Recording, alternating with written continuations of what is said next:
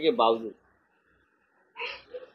वो देश के लोकतंत्र के लिए और संविधान के लिए ठीक नहीं है। इस देश में कॉमन मैन ही सुपरमैन है और ये कॉमन मैन ने अपने आप को भगवान समझने वाले लोगों को बहुमत से दूर रखा। तो मैं मानता हूं देश का मतदाता कॉमन मैन ये सुपरमॅन।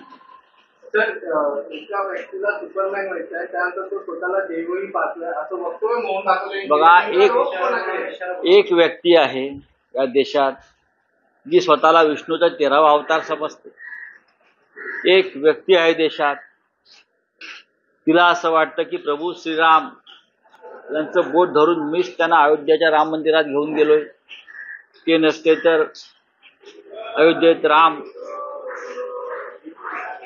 भगवान राम यांची प्राणप्रतिष्ठा झालीच नसती।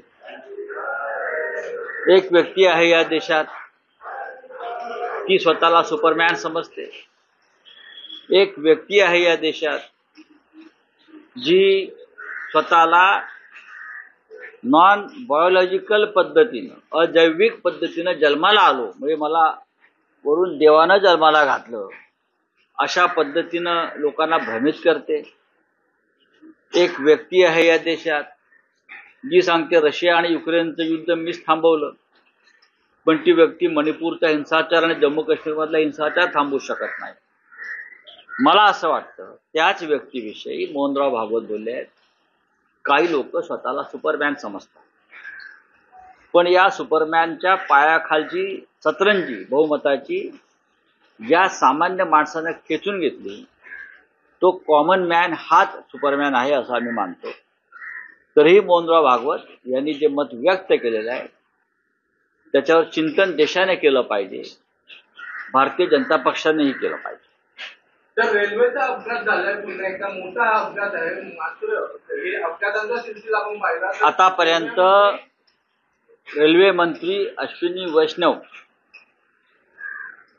यांनी सूत्र हातात घेतल्यापासून ही अपघातांची मालिका सुरूच आहे आणि आतापर्यंत 350 प्रवासी या अपघातात मरण पावलेले आहेत। 350 हा आकडा अत्यंत गंभीर आहे।